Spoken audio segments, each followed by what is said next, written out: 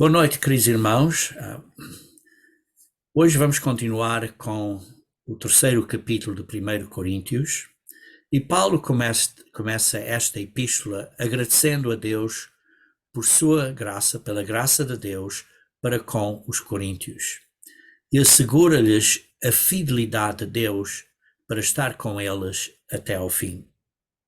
Isto está claro, é aplicável para nós todos, porque nós precisamos de ter esta confiança e sabemos que temos esta confiança que Deus é fiel e que estará conosco até ao fim quando passamos por várias provações. Paulo então implora pela unidade para que todos falem a mesma coisa. Lemos isso no capítulo 1, no versículo 10, dizendo assim, que faleis todos a mesma coisa e que não haja entre vós divisões. Isto é, para não haver divisões e facções entre eles. E depois ele diz que a boa nova do que Jesus Cristo fez por nós, isto é, da morte e do sofrimento e da morte, digamos assim, seria melhor nesta sequência, do sofrimento e da morte, de Jesus Cristo, foi um escândalo para os judeus, isto é, uma pedra de tropeço, como lemos no versículo 23, escândalo para os judeus, e loucura para os gentios, ou uma tolice para os gentios. E hoje em dia, este ponto de vista também é entendido por muitas pessoas. Muitas pessoas não entendem o que Jesus Cristo fez. Por outro lado, lemos também no versículo 26 do primeiro capítulo, que nós, os chamados, não somos os mais sábios, ou os mais poderosos, ou os mais nobres deste mundo. Sim, é devido ao sacrifício de Cristo, por causa da sabedoria de Deus, que somos redimidos e santificados. Mas isso, uma vez mais, não é por causa de nós. Não é de nós, como se lê no versículo 31. No versículo 31 diz, aquele que se glorie-se no Senhor. Não é por causa de nós, do que nós tenhamos feito. É a glória de Deus. Ora, este plano que Deus tem para a nossa salvação é um grande mistério. E as pessoas não entendem. E só entendemos este plano se o Espírito Santo de Deus estiver a guiar-nos, estiver conosco e se nos estiver a abrir a mente para o entendermos. Isso é o que lemos em 1 Coríntios, capítulo 2, versículo 11. Diz, pois qual dos homens sabe as coisas do homem, senão o seu próprio espírito? Assim também as coisas de Deus, ninguém as conhece, senão o Espírito de Deus. Só entendemos os planos de Deus através da guia e do Espírito de Deus abrir a nossa mente, nos chamar e fazermos nós entendermos as verdades de Deus. Porque o homem natural, isto é, o homem que não tem o Espírito Santo de Deus, não entende, como lemos no versículo 14, que diz que a sabedoria humana não entende isto. É só através da ajuda do Espírito Santo de Deus.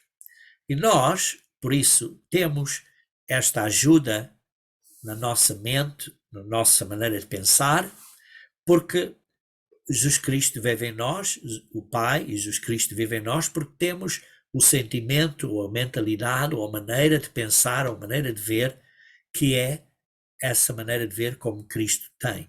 Isso é o que lemos, por exemplo, no versículo 16. Pois quem conheceu a mente do Senhor que o possa instruir? Nós, porém, temos a mente de Cristo. É Cristo que nos instrui, que nos está a instruir. Vejamos também, por exemplo, em Gálatas, capítulo 2, versículo 20. Gálatas, capítulo 2, versículo 20.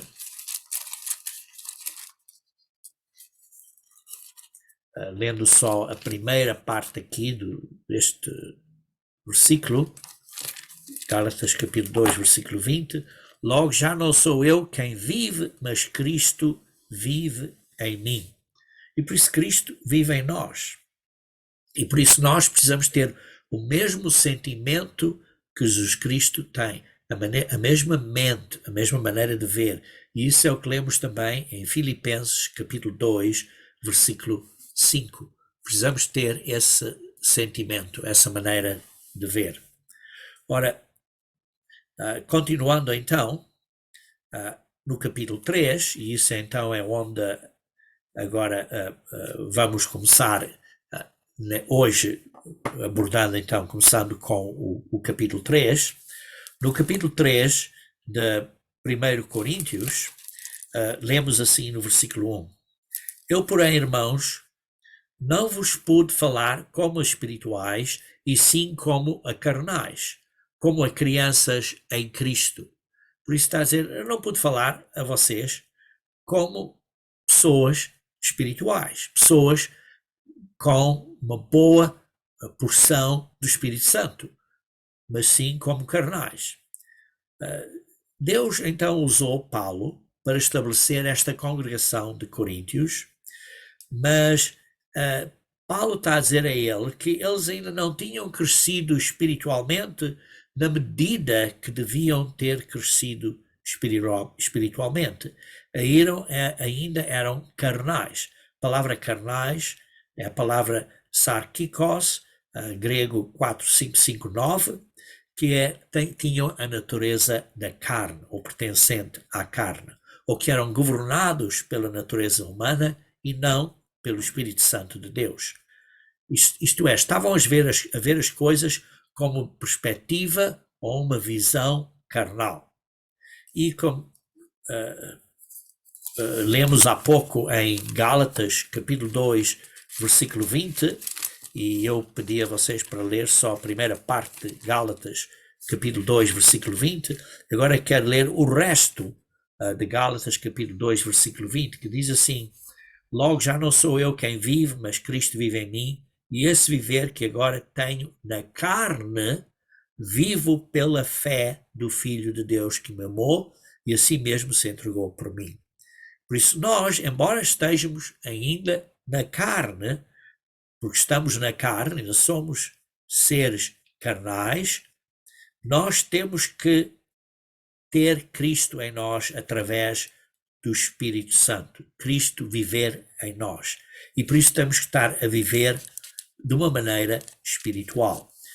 Vejam, por exemplo, em Romanos capítulo 8, versículo 12, Romanos 8, versículo 12, e vemos aqui então em Romanos 8, versículo 12, que diz: assim, pois, irmãos, somos devedores não à carne, como se constrangidos a viver segundo a carne, porque se viveres segundo a carne, caminhais para a morte, mas se pelo Espírito mortificares os efeitos do corpo, certamente vivereis.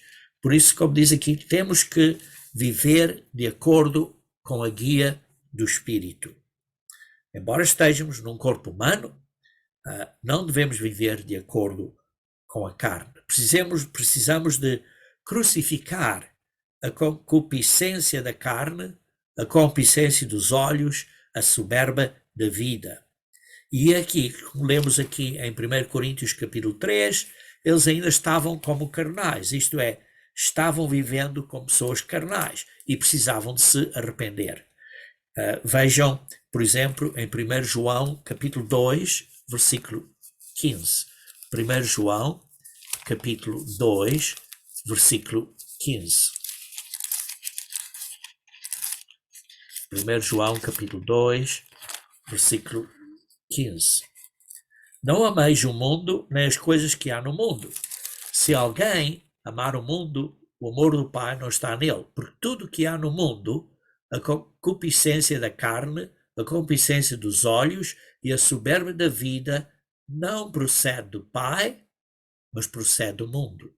Ora, o Espírito Santo procede do Pai, e por isso não vem do Pai através do seu Espírito. E por isso são coisas mundanas. E por isso é que Paulo estava a mencionar que eles eram, digamos assim, carnais. Estavam ainda a atuar como crianças em Cristo e tinham que crescer mais. Vejam também em Hebreus capítulo 5, se faz favor. Hebreus capítulo 5, vamos começar a ler no versículo 12. Hebreus capítulo 5, versículo 12. Pois, com efeito, quando devias ser mestres, sim, deviam aqui o escritor de Hebreus, que acredito que fosse Paulo, que estava a dizer a estes hebraicos que deviam de ser, digamos assim, numa posição de ensinar a outros, atendendo ao tempo decorrido, porque já estavam há muito tempo na igreja e principalmente porque eles tinham um pano de fundo, digamos assim, uma experiência das leis de Deus, porque eram judaicos, eram hebraicos, atendendo ao tempo decorrido, tendes novamente necessidade que alguém vos ensine de novo quais são os princípios elementares dos oráculos de Deus. Por isso precisavam de ser ensinados as coisas básicas. Assim, vos tornaste como necessitados de leite e não de alimento sólido. E, igualmente, estes coríntios estavam a ser crianças em Cristo e, por isso, precisavam e precisam de crescer para serem mais espirituais. E por isso diz assim no versículo 13: ora, todo aquele que se alimenta de leite é inexperiente na palavra da justiça, porque é criança. E por isso lemos aqui em 1 Coríntios 3, versículo 1, que eles estavam a ser crianças. Mas o alimento sólido é para os adultos. Sim, porque as crianças, os bebés, não podem comer alimentos sólidos. Os bebés bebem basicamente leite. E esses são os princípios básicos e fundamentais da palavra de Deus. Ora, está claro, precisamos de ter esses princípios básicos e fundamentais da palavra de Deus, mas precisamos de crescer pela prática, porque diz aqui, porque o alimento sólido é para os adultos, para aqueles que pela prática, praticando, vivendo os caminhos que aprendemos e que sabemos que devemos de caminhar, têm as suas faculdades exercitadas para discernir não somente o bem, mas também o mal. E por isso este ato de usar, de praticar, de viver o caminho de Deus, faz com que as pessoas venham a crescer e a ficar maduros, cristãos maduros, porque estão a aprender a discernir o bem do mal. Então, continuando agora a ler em 1 Coríntios, capítulo 3, versículo 2, leite vos dei a beber, não vos dei alimento sólido, porque ainda não podíeis suportá-lo, nem ainda agora podeis, porque ainda sois carnais. Paulo está a dizer, eu te alimentei com leite, mas vocês ainda não conseguem receber alimento sólido. Sólido, falando, está claro, espiritualmente. Versículo 3. Porquanto, havendo em vós ciúmes, contendas e dissensões, como se vê na Almeida Revista e Corrigida, isto é, divisões, não é assim que sois carnais e andais segundo o homem. Isto é um ponto muito importante. Se entre nós, como cristãos, estamos a ter ciúmes de uns dos outros, estamos a ter contendas e conflitos, estamos a ter divisões e dissensões, então estamos a ser carnais. Estamos a andar segundo o homem. Por isso está aqui um teste. Existem ciúmes ou invejas, ou conflitos ou contendas, ou divisões, segundo os homens, isto é, mundanas, coisas mundanas, isto é, coisas de pessoas que não estão convertidas. Se vimos isto numa congregação, indica que há uma abordagem carnal entre certas pessoas. E por isso estavam a mostrar amor, esperança e caridade, ou inveja, ciúme, conflitos e divisão. E isso é o que Paulo está a dizer. Portanto, havendo entre vós ciúmes, contendas e dissensões, não é assim que sois carnais e andais segundo as coisas mundanas do mundão? Versículo 4. Quando, pois, alguém diz, eu sou de Paulo, e o outro diz, eu de Apolo, não é evidente que andais segundo os homens? Não é evidente que há divisões entre vocês? Olha, eu sou a favor deste ministro, olha, eu sou a favor daquele ministro. Então, isso vê-se que havia divisões. Ora, sim, às vezes temos preferências de ouvir uma pessoa a falar, da maneira que esta pessoa prega, tem preferências, mas dizer que sou desta pessoa, sou daquela, não. Nós todos temos talentos e, e, e dons diferentes, capacidades e coisas de fazer de maneira diferentes, e depois continua a dizer, quem é Apolo e quem é Paulo? Somos servos por meio de quem crestes.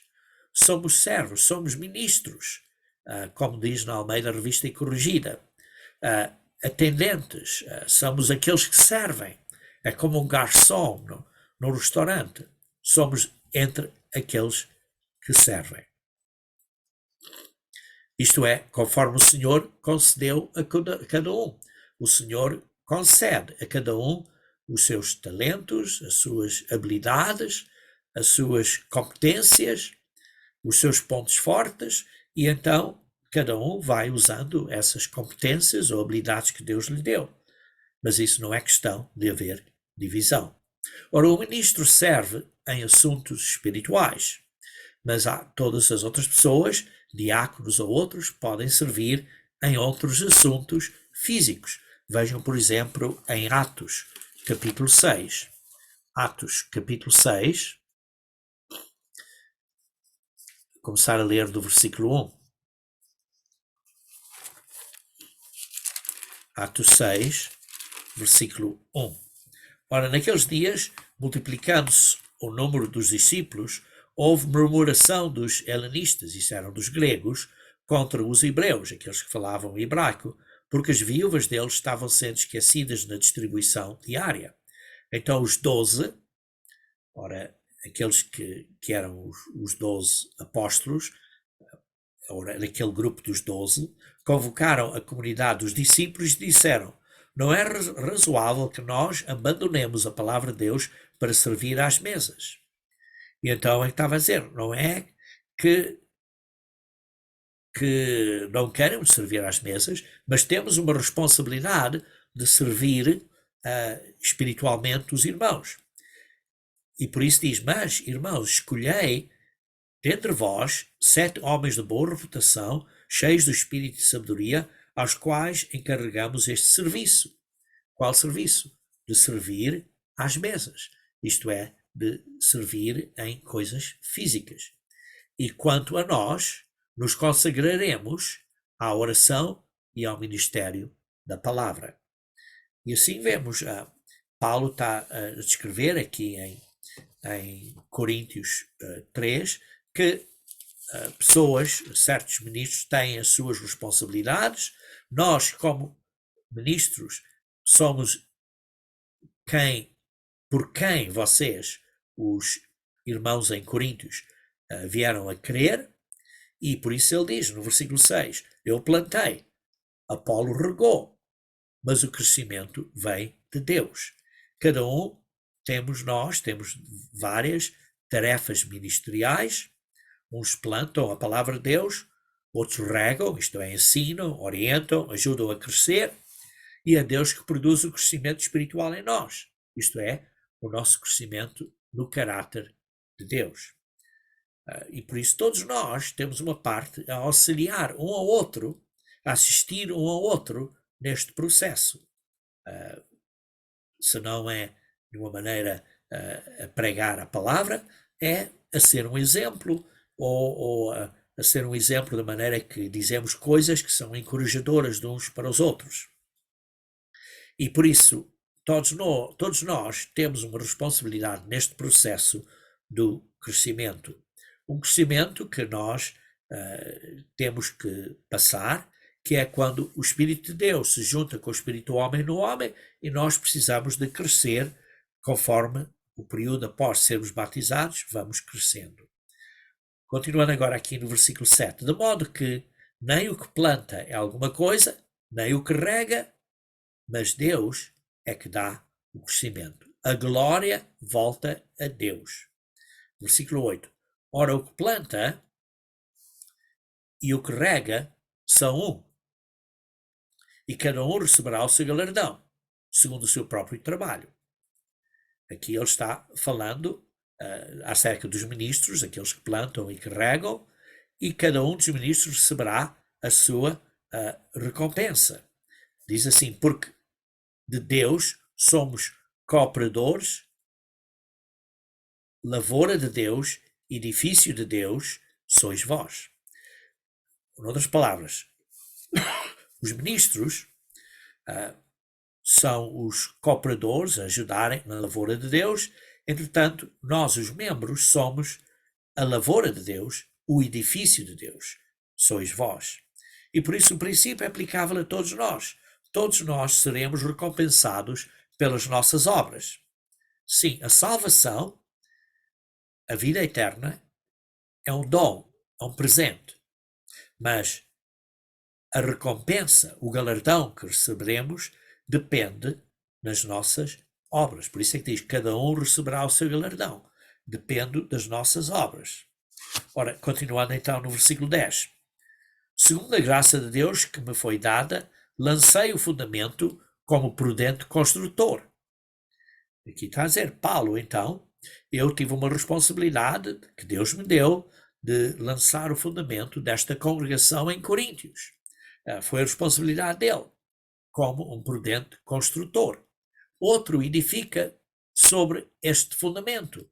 Outro irmão, outro pastor vem a edificar e a construir para além disso. Porém, cada um veja como edifica. Isto é, cada um tenha cuidado como está a edificar. Porque ninguém pode lançar outro fundamento além do que já foi posto, o qual é Jesus Cristo.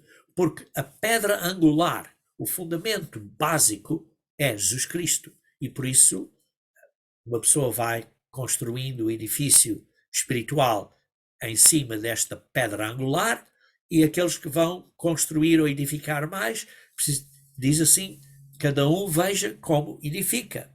Isto é, não esteja a construir de uma forma desleixada.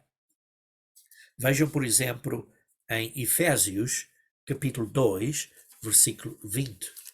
Efésios, capítulo 2, versículo 20 diz, edificado sobre o fundamento dos apóstolos e profetas, sendo ele mesmo, Cristo Jesus, a pedra angular. E por isso a igreja está a ser edificada, Jesus Cristo é a pedra angular, e depois vemos os apóstolos e os profetas, sendo este é o fundamento básico, e depois nós, irmãos e ministros, estamos a construir em cima dessa fundação. E por isso diz, precisamos ter cuidado, porque Jesus Cristo é a pedra angular, é, digamos assim, a rocha. Vejam em Mateus 7,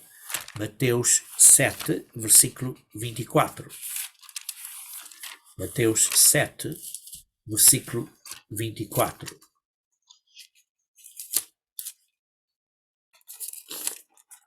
Mateus 7, versículo 24.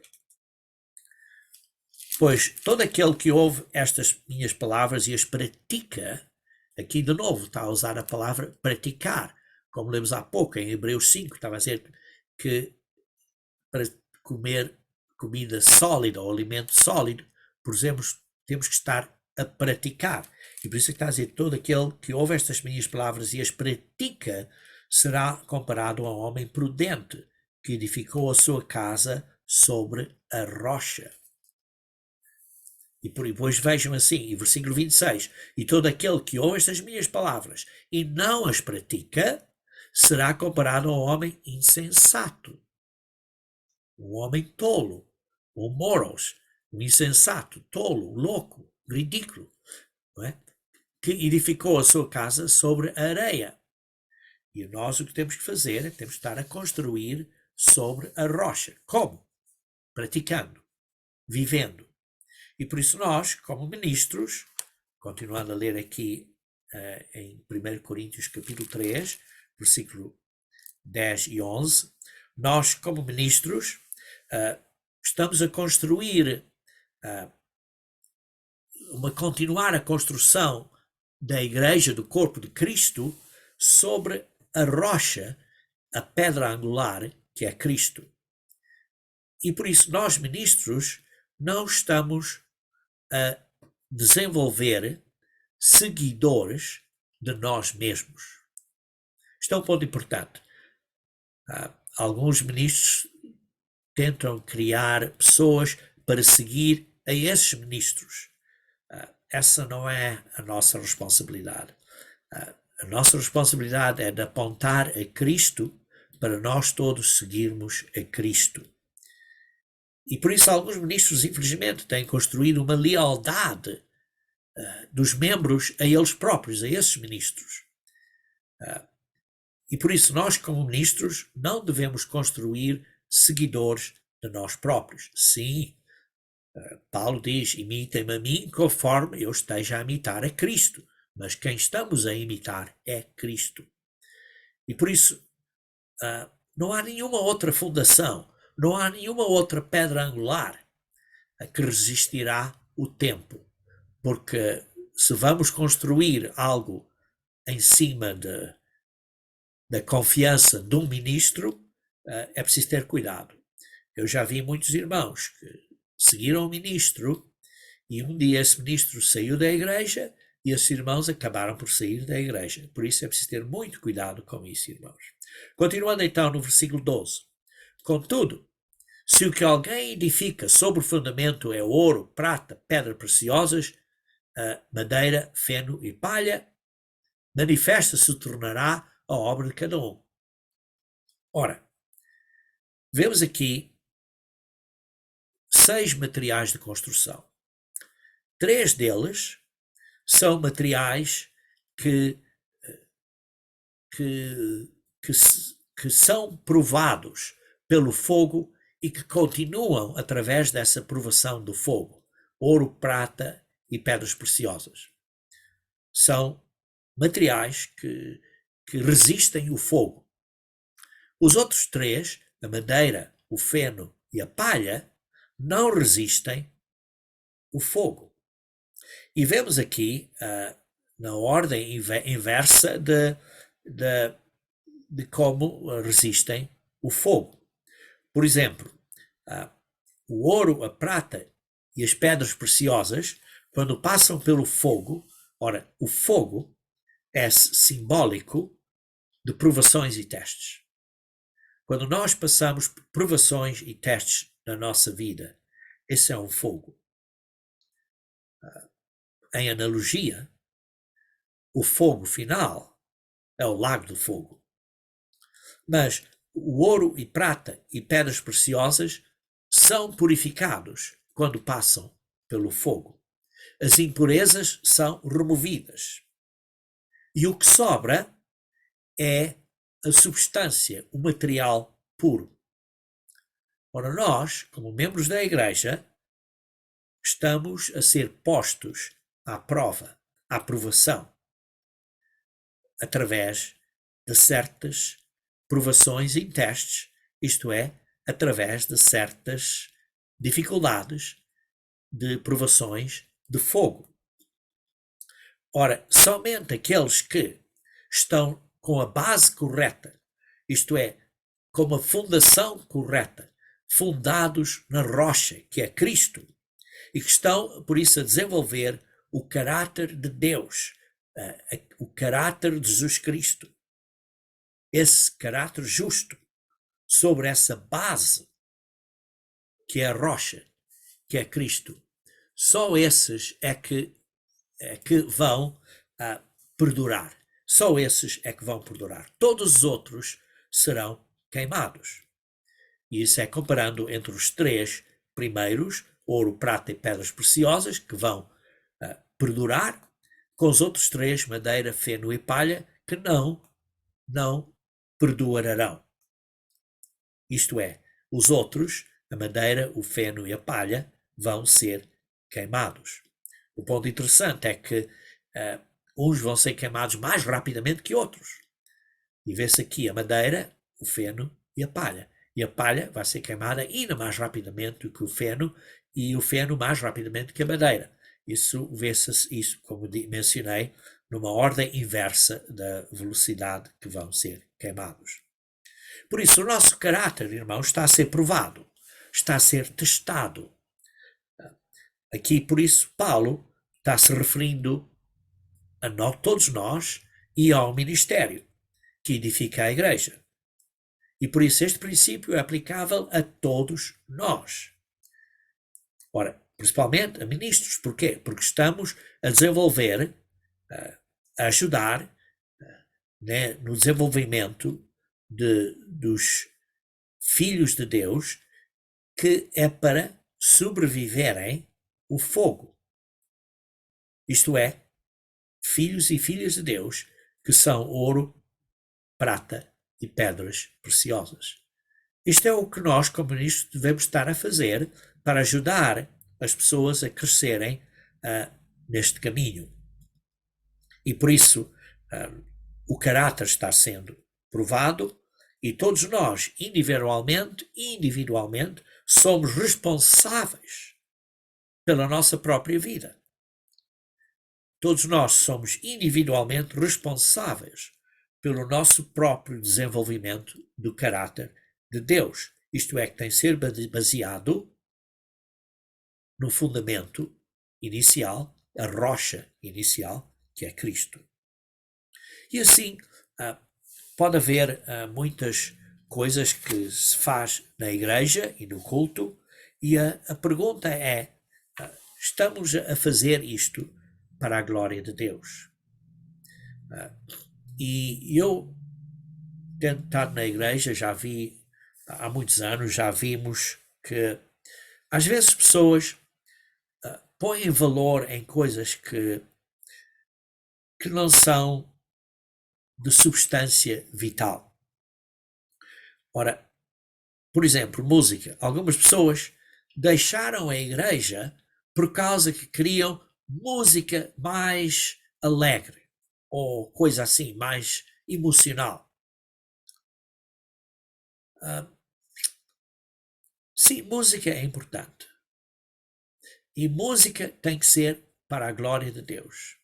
E sim, se queremos outras músicas, podemos cantar outras músicas, mas durante o culto tem que ser músicas ou música que dá glória a Deus, para a honra de Deus.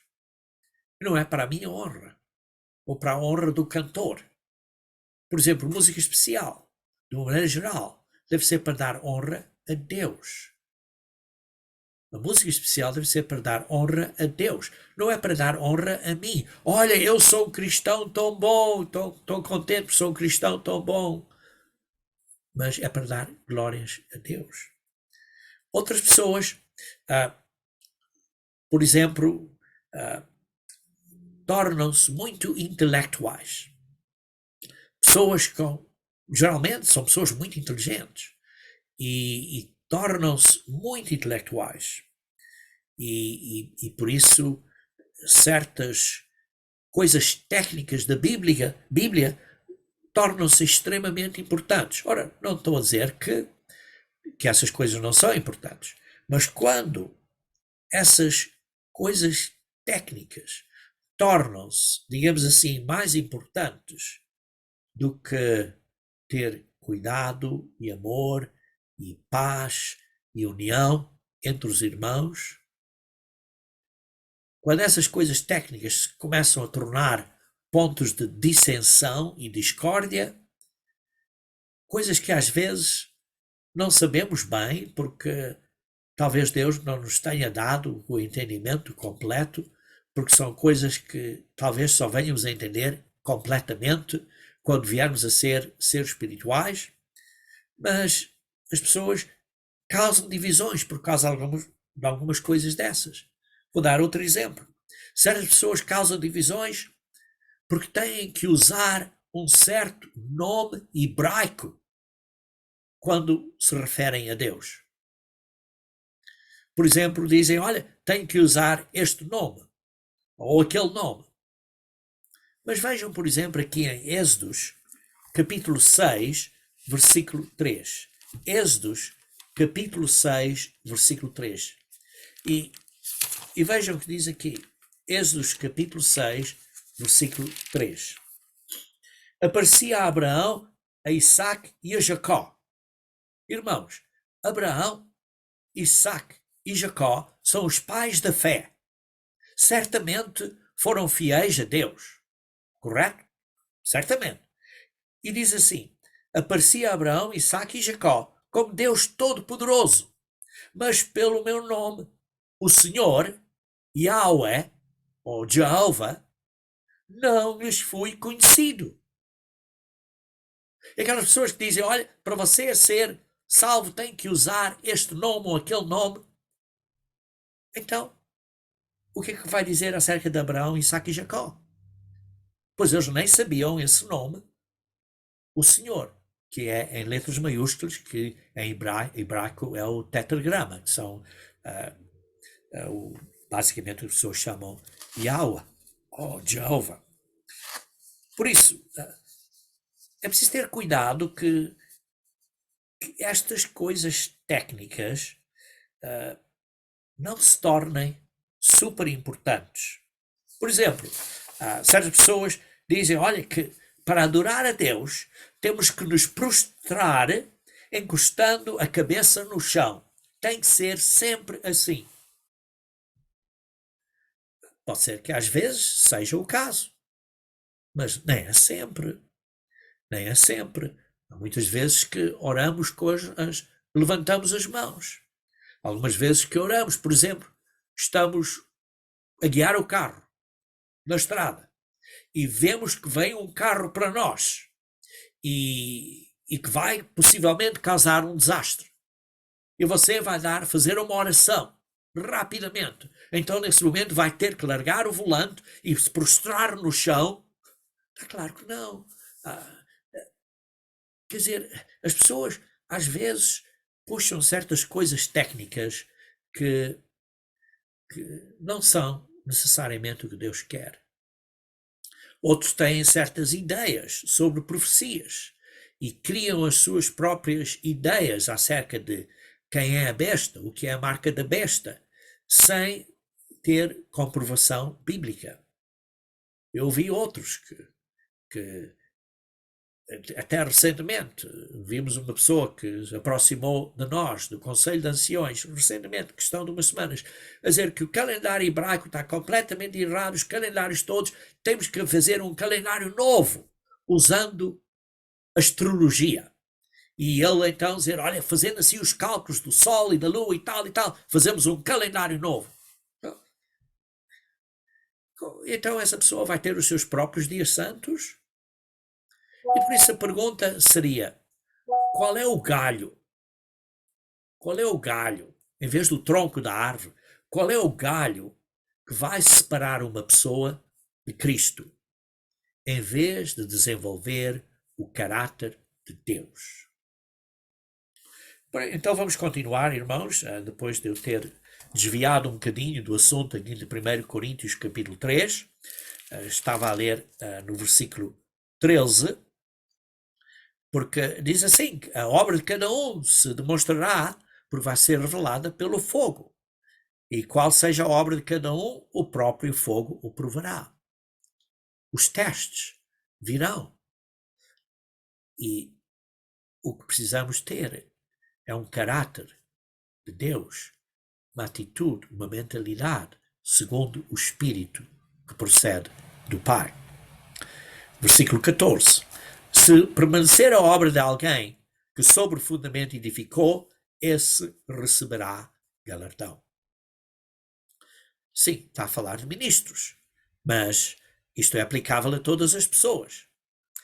Se a obra do ministro que permanecer, se o trabalho desse ministro permanecer, porque esse ministro fez uma obra que ajudou a irmãos a virem a ser filhos e filhas de Deus, esse ministro então receberá um galardão. E por isso vê-se aí, se essas pessoas então, através do encorajamento e da obra desse ministro, desenvolverem o caráter, crescerem espiritualmente, perseverarem, esse ministro então receberá um galardão, uma recompensa. Versículo 15. Se a obra de alguém se queimar, sofrerá ele dano, mas esse mesmo será salvo, todavia, como que através do fogo. Sim, vai ter um dano, mas isso não quer dizer que essa pessoa vai ser condenada, mas porque fez outras obras, mas é preciso ter cuidado, é o que diz assim, tenha cuidado, porém, cada um veja como edifica, como lemos ao fim do versículo 10. Cada um veja como edifica.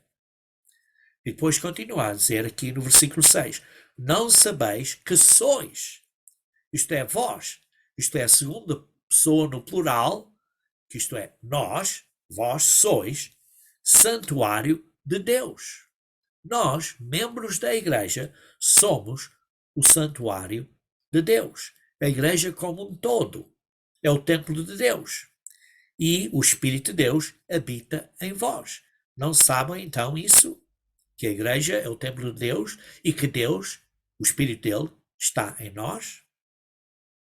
Ora, vejamos, por exemplo, em Êxodos, capítulo 25. Êxodos, capítulo 25.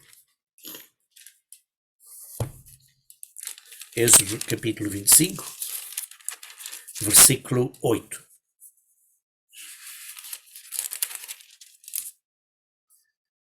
E me farão um santuário para que eu possa habitar no meio deles. O santuário, isto é o templo de Deus, para que eu possa habitar no meio deles. Onde é que Deus habita? No santuário. No santuário espiritual, que é o corpo espiritual de Cristo, que é a igreja de Deus.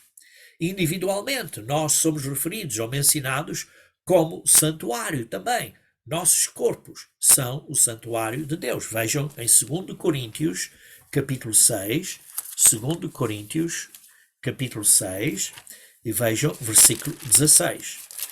2 Coríntios, capítulo 6, versículo 16. Que ligação há entre o santuário de Deus e os ídolos? Porque nós somos santuário do Deus vivente. Como ele próprio disse, habitarei e andarei entre eles, serei o seu Deus, e eles serão o meu povo. Deus habita em cada um de nós, individualmente, como o santuário de Deus, onde Deus habita, o Deus vivente. Então, continuando agora a ler, no versículo 17 de 1 Coríntios, capítulo 3, versículo 17. Se alguém destruir o santuário de Deus, Deus o destruirá. Porque o santuário de Deus, que sois vós, é sagrado.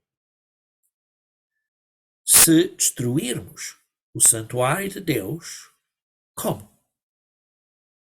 Com ciúmes, com contendas, com divisões. Isso podem causar membros a ser destruídos. E se nós estamos a destruir outras pessoas, para eles não terem a vida eterna, Deus nos destruirá.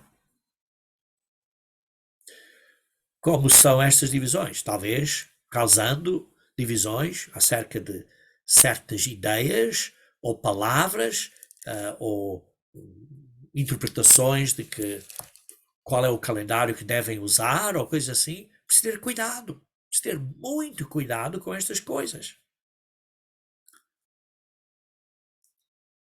Então, se estamos a destruir, o que Deus fará de nós?